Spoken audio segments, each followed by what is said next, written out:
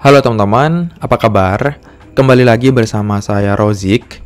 Di video kali ini kita akan ngebahas tentang apa sih bedanya antara deep links, web links, dan Android app links. Untuk dokumentasinya teman-teman bisa cek aja di developer.android.com ya, masuk ke training kemudian app links. Nah, nanti di sini dijelasin secara lengkap tentang perbedaan dari ketiga jenis link. Sekilas, link ini merupakan sebuah link yang ketika kita akses, kita akan di-redirect langsung ke aplikasi kita gitu ya, ke aplikasi Android. Termasuk aplikasi yang kita build dengan framework Flutter. Untuk penerapan link seperti ini di iOS, teman-teman bisa cari keywordnya adalah universal link ya. Coba teman-teman cari aja kalau di iOS. Nah, kali ini kita bahas yang berhubungan dengan Android. Oke, langsung aja. Di sini di-spill tuh bagaimana cara menghandling sebuah app links. Biasanya user akan mengikuti links ya dengan satu tujuan, yaitu apa? Mendapatkan konten yang mereka ingin lihat. Pasti dong kalau kita ingin mengakses sebuah link, pasti kita pengen tahu apa isi dari link tersebut. Sebagai seorang developer, tentunya kita harus memfasilitasi kebutuhan dari users. Teman-teman dapat mengatur Android app links ya untuk mengarahkan user ke spesifik konten ya secara langsung di aplikasi kita tanpa melalui browser atau peramban web ya atau skema lainnya. Oke. Berikutnya di sini kita dikasih info mengenai apa sih hubungan antara ketiga link tersebut ya. Ini di gambar 1 bahwasanya deep links memiliki scope yang paling luas dibandingkan dengan link yang lainnya. Yang artinya web link atau Android app link ini termasuk sebuah deep links ternyata teman-teman. Dan ternyata Android app links ya juga merupakan bagian dari web links. Nah, gimana tuh? Oke, kita langsung aja bahas satu persatu ya. Teman-teman scroll ke bawah, nanti dijelasin. Yang pertama ada deep link. Deep link adalah URI atau Uniform Resources Identifier dari berbagai skema yang akan mengarahkan user secara langsung ke bagian spesifik dari aplikasi kita. Untuk membuat deep link sendiri ya di Android, caranya gampang banget teman-teman. Tinggal tambahin aja intent filter yang di sini ya di dalam activity pada Android manifest. Mungkin di sini teman-teman bertanya-tanya, apa yang dimaksud dengan URI schema ya? URI schema ini sebenarnya kayak protokol ketika kita ingin mengakses sesuatu. Skema URI ini ada banyak ya, teman-teman. Ada file ya, ada FTP, Gopher, di sini ada HTTP dan HTTPS, ini yang paling sering digunakan. Kemudian mail to dan masih banyak lagi ya. Nah, deep link ini menggunakan berbagai skema tersebut. Ketika user klik sebuah deep link, ya akan muncul sebuah disambiguation dialog. Nah, ini ditunjukin di sini teman-teman. Ini adalah disambiguation dialog. Ini aku rasa teman-teman udah sering ngelihat kayak gini gitu ya. Ketika teman-teman mengakses sebuah link, ya tiba-tiba muncul bottom sheet dialog seperti ini dan teman-teman diberikan opsi untuk diarahkan ke aplikasi apa. Nah, ini yang disebut dengan disambiguation dialog ya. Ketika teman-teman menerapkan deep link nanti di aplikasi teman-teman ya. Nanti akan muncul tuh aplikasi teman-teman di sini. Caranya ya seperti tadi, teman-teman bisa menambahkan intent filter di aplikasi teman-teman dan masukkan skemanya adalah geo. Geo ini geografik. Jadi ketika ada user yang mengklik sebuah link yang berhubungan dengan geografik ya, yang di sini kebetulan adalah map, nanti akan muncul tuh aplikasi teman-teman ya, karena aplikasi teman-teman ditambahkan sebuah intent filter seperti ini. Nah, itu kalau deep link ya. Deep link itu intinya adalah berbagai skema bisa diterapkan. Lalu apa bedanya dengan web links? Web links merupakan deep link yang menggunakan HTTP atau HTTPS skema ya. Untuk Android 12 yang lebih tinggi, mengklik web link yang dimana bukan Android app link akan selalu menampilkan konten di dalam web browser. Ya, web link ini sebenarnya kayak link biasanya, cuman kalau teman-teman klik nantinya atau teman-teman akses melalui browser, teman-teman akan melihat disambiguation dialog seperti ini. Sama seperti kalau teman-teman menggunakan deep link ya.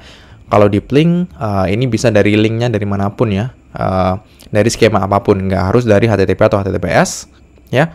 Tapi kalau di web link memang menggunakan HTTP dan HTTPS. Nah, cara penerapannya juga sama, teman-teman bisa tambahin intent filter, kemudian masukin skemanya HTTP, atau juga bisa masukin HTTPS. Lalu yang terakhir, ada yang namanya Android App Links. Android App Link ini merupakan web links yang sama, dia menggunakan HTTP dan juga HTTPS, dan ditambahkan atribut auto verify. Ya, jadi sebenarnya Android Apps Link ini juga merupakan web link, tapi ketambahan dengan adanya atribut auto verify. Ya, di sini juga dijelasin bahwasanya Android App Links ini ada di dalam web links. Oke? Nah, cara penerapannya seperti ini ya, teman-teman. Kalian tinggal tambahkan intent filter, tapi di intent filternya ada atribut yang namanya auto verify true.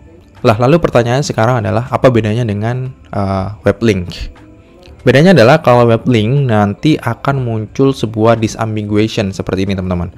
Tapi kalau app links nggak ada, dia langsung masuk ke aplikasi teman-teman. Ya, tidak akan muncul disambiguation secara langsung. Dan pastinya dengan menggunakan app link ini lebih aman dibandingkan menggunakan jenis deep link yang lain, teman-teman. Kenapa? Karena di sini kita harus memverifikasi juga, ya.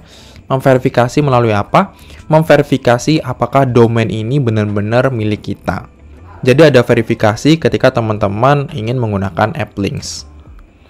Bagaimana cara melakukan verifikasinya? Cara melakukan verifikasinya, nanti teman-teman bikin sebuah file JSON ya, yang isinya nanti ada beberapa key value yang dibutuhkan untuk melakukan verifikasi. Ini mungkin akan saya bikinkan tutorial sendiri tentang penerapan dari Android App Links ya pada Flutter.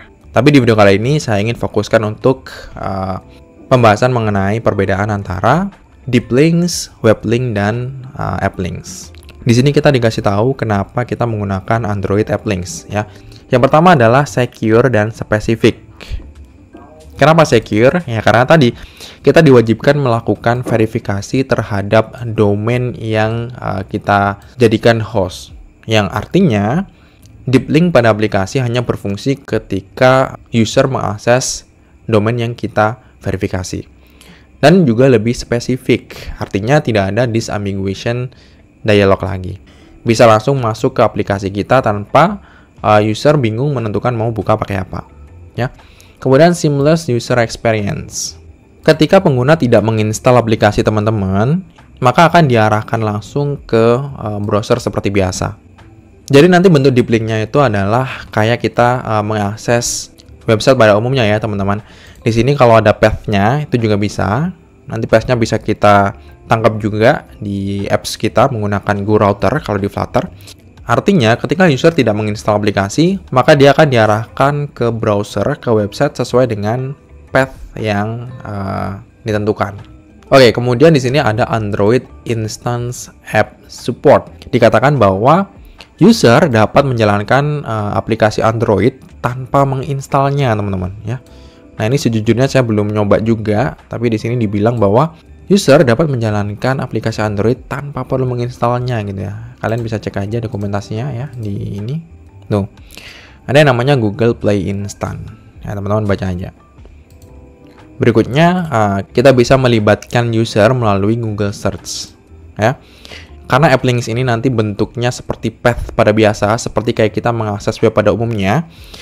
Ya, pastinya dia bisa juga tercrawl oleh Google Search, yang pada akhirnya user dapat secara langsung membuka spesifik konten di dalam aplikasi kita dengan mengklik URL yang tampil di dalam Google Search pada mobile browser aplikasi kita. Gitu teman-teman. Oke, ini di bawah ada penjelasan mengenai bagaimana cara menerapkan Android App Links. Gitu. Jadi singkatnya bedanya dari ketiga jenis link ini ya adalah dari segi scope-nya. Ya, kalau deep links dia bisa menggunakan berbagai skema. Kalau web dia menggunakan HTTP dan HTTPS, sedangkan kalau Android dia juga sama menggunakan HTTP dan HTTPS, tapi ada atribut verifikasinya. Jadi lebih aman. Gitu teman-teman. Oke. Mungkin itu aja untuk video kali ini. Semoga teman-teman paham dengan apa yang saya jelaskan. Jika ada yang kurang atau teman-teman ada yang ingin ditanyakan, silahkan komen aja di kolom komentar di bawah. Jika teman-teman suka dengan video ini, jangan lupa klik like, comment, dan subscribe agar channel ini dapat berkembang dengan baik ke depannya. Oke, itu aja teman-teman. Saya akhiri, jangan lupa stay improve.